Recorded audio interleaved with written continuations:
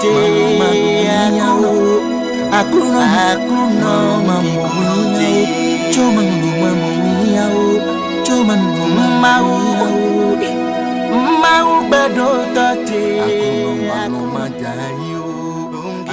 in 7th grade, I learned about Africa and just fell in love with the continent. And I didn't really know anything about Benin, but coming into JMU as a high school student, I heard about this water trip and am so passionate about water. And then coming to Africa, I felt like it was a great combination. I mean, there's so many bright colors and so many smells that sort of are traveling through the air at any time. But what sort of got me the most was just the different things you can hear. Every morning you wake up and you hear birds and crickets flying around outside. There's a mosque across the street, which I've never been around before, but there's a call to prayer 5 times a day, which you can hear clearly through the Songhai Center. Right now, where we're filming, there's birds and bugs and crickets, and it's just sort of, it surrounds you with all these nature sounds that you're not used to before. The first time it rained, I think it was last night, the rain came down in this torrential sheet of downpour where you could hear it on the roofs and the sidewalks and on your windows. And it was sort of like a soft humming going to bed too. It's really hot, and it's not necessarily the heat, it's definitely the humidity. Like, 'cause you can be sitting in the shade and everything's cool and you get a nice little breeze, but then you step in the sun and the breeze goes away and you're like, oh wow, I don't think I've ever sweat this much before in my life. So, come, definitely come. I was on the fence about it. Obviously it's really hot and humid here. I sweat more than I've ever sweated in my entire life. But it's such an amazing experience coming here and meeting the people and going to the market and going out into town and the Songhai Center just in general. Overall, it's an amazing experience that I would definitely say come. Students should come here to Benin and study abroad here to actually see sustainability at work. We hear a lot of what sustainability is in textbooks and what we see it in our realm, but actually seeing it flourish in an actual environment where all you have is the stuff that's here, the necessities that are here, and seeing sustainability grow from itself is the real reason why you should come to this study abroad program.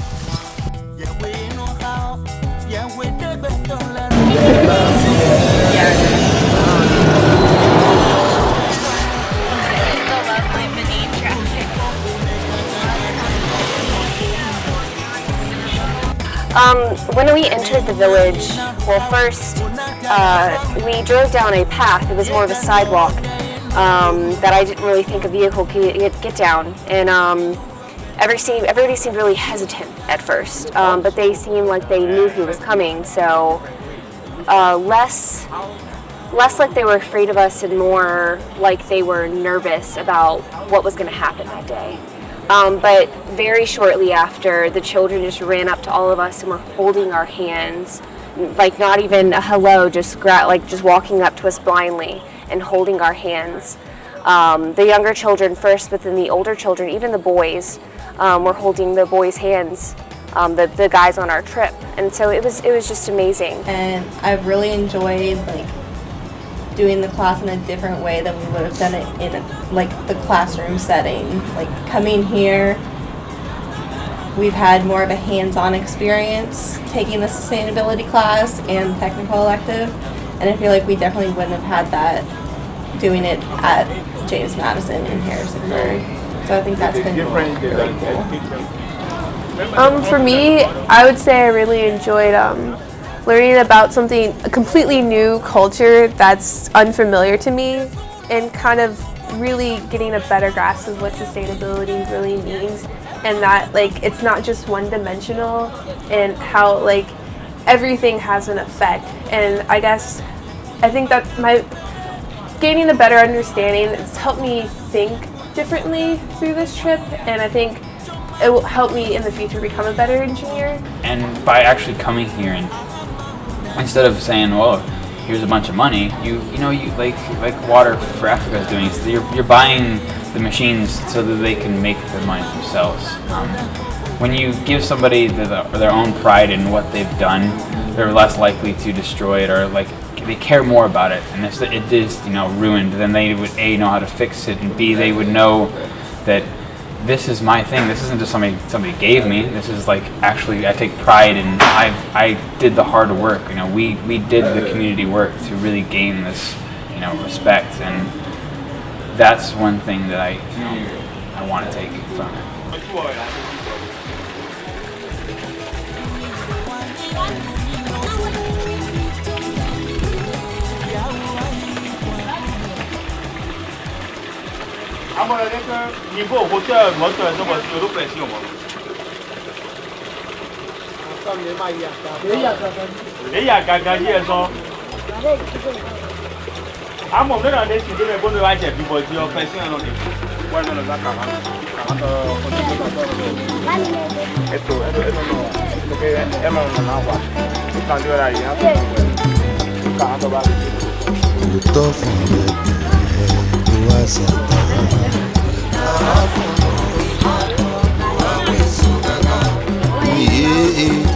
We can make them one if they want.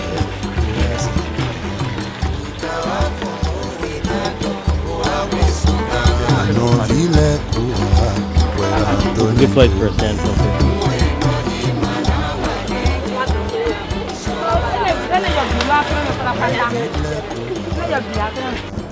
All right, well, when I first sat down, I wanted them to know my name because I knew their names. They were able to tell me their names, but they couldn't say my name, so I wrote it on my hand.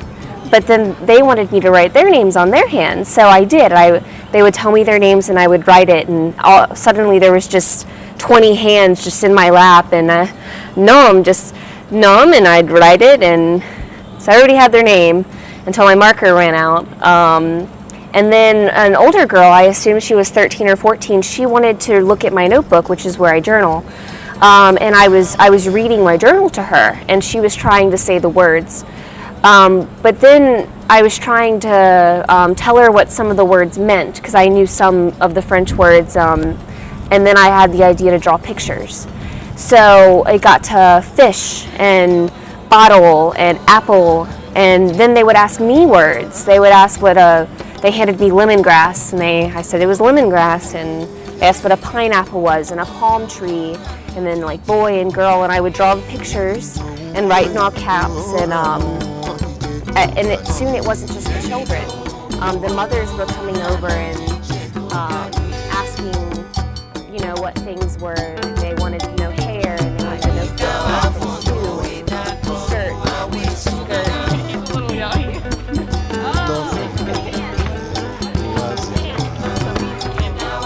Hello, Celine.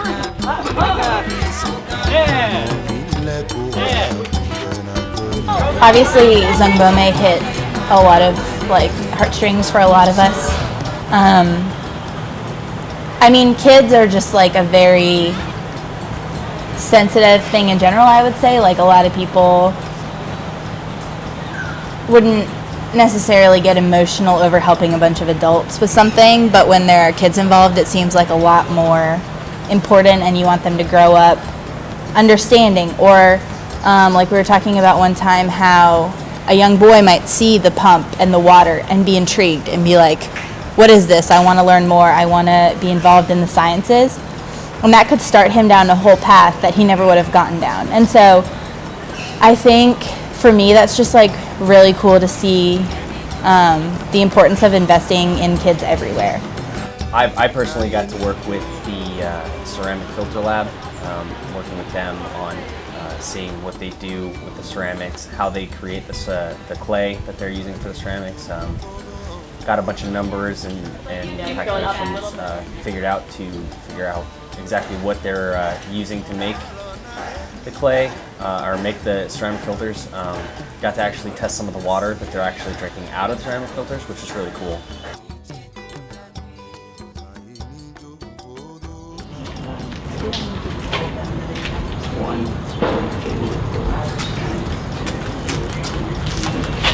Very good. So we'll swirl it around and make sure it gets all over the walls.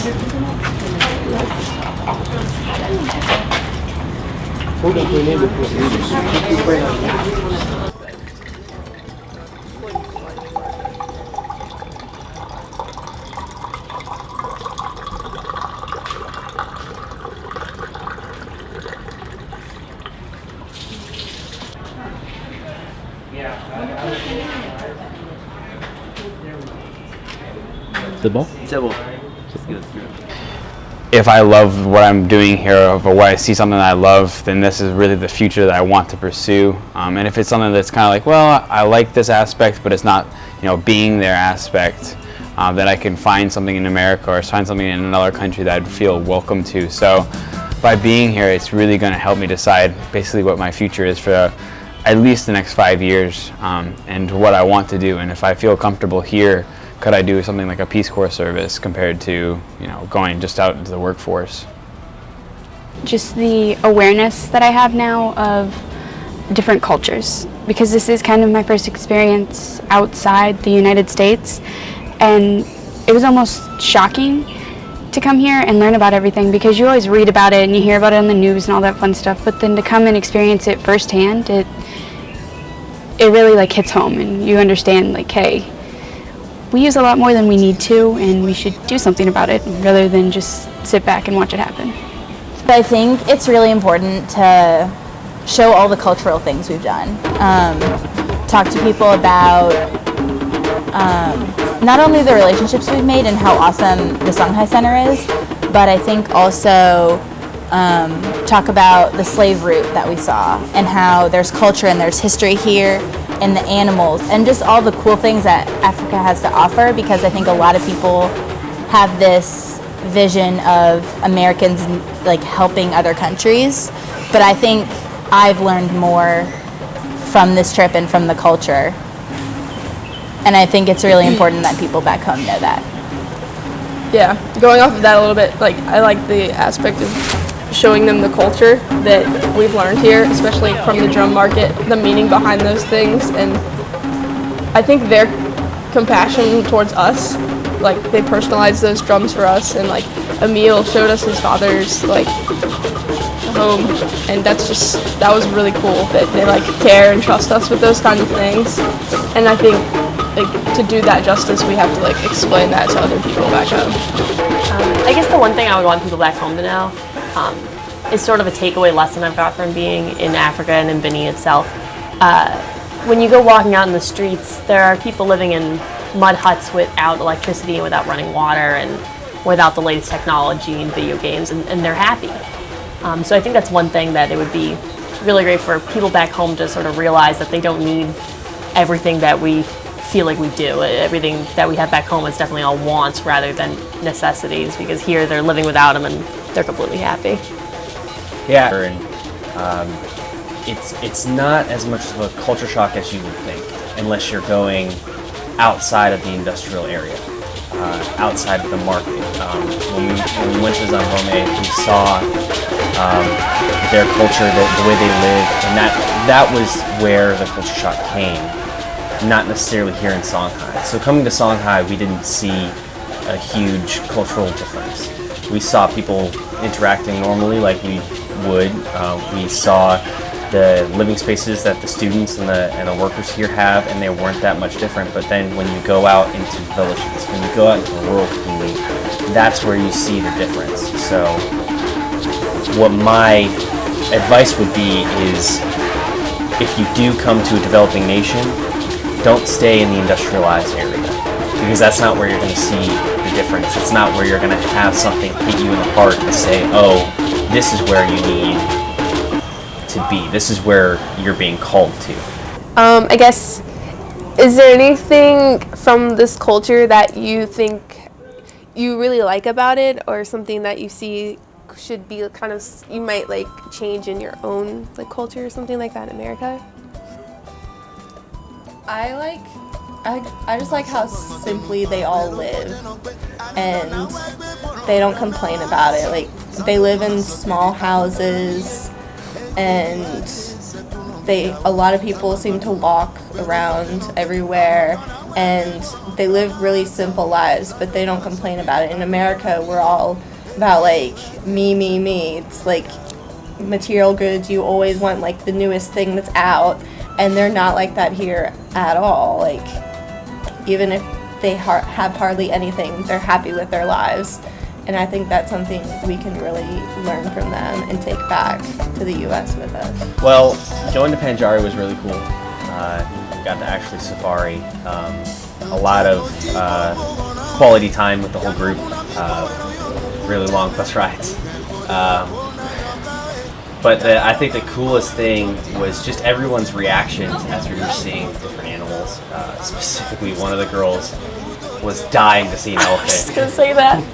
And as soon as she saw it, she flipped out. She could not stop smiling and yelling, There's a baby behind the big mom. being very ecstatic. So I think honestly, all the fun things that we've had, that's probably what's going to stand out the most to me of the fun things that we've done. There's one to the left too, and then there's a bunch of My favorite part was we had gone on a bit of safari and we were driving back to where our tents were. And all of a sudden, Sheridan right next to me was like, elephants, elephants, elephants, elephants! And like ran over to the window. They were like a football field away from us, but you could sort of see their outline. And it was the first time we had seen elephants, and it was like really exciting. My life dream was to go to Africa and see an elephant, and it finally happened. So that was really awesome. And then once again, expectations exceeded by seeing a lion and a cheetah and all the baboons and stuff. So that was definitely the most fun part for me. Yeah, I think it was a long process to get to the safari and then to get back home, but I think it was totally worth it. And being able to see elephants, like, it still didn't even seem real. Yeah. Like the elephants and the lion and the cheetahs, like, this is them in their natural habitat and we're just visitors. I guess kind of cliche, don't judge a book by its cover in a sense. Like going into things, you just have to keep an open mind. And coming to Africa, I had all of these like preconceived notions of what to expect, and my expectations were totally blown and were exceeded. And I would just say, don't like judge like, oh, this is how this culture is, and like really you don't know anything about it until you really experience it. Going off of that, I would say definitely take the time if you're gonna go on a trip like this to learn the culture. The camping, even though the bugs were awful, I thought it was really cool, and it was a lot different than I was expecting, because I was expecting like, oh, we're gonna pitch our own tents, sleep on the floor kind of camping, but it wasn't. And I was really surprised by that, and I thought it was really cool. Although I can't single out one event, you know, the national park or helping people in Pobe or, you know, talking to the individual. It's just the kind of experience, and that's what I came for. I came in going, I wanted to come out of this as a better person, and I really think that really made my trip. It really changed my ideas about almost everything in my daily life back in the States, and that's what I think. You know, I just talk about it now. I get goosebumps. That's what really made me That's what really made my experience, and I had a lot of fun just being here and really immersing myself into this kind of community and this society. Come, definitely come. Africa's awesome. I love Africa. And Benin. Yep. Shine, shine, Bobo. That's a good end. I just had to say it. I forgot.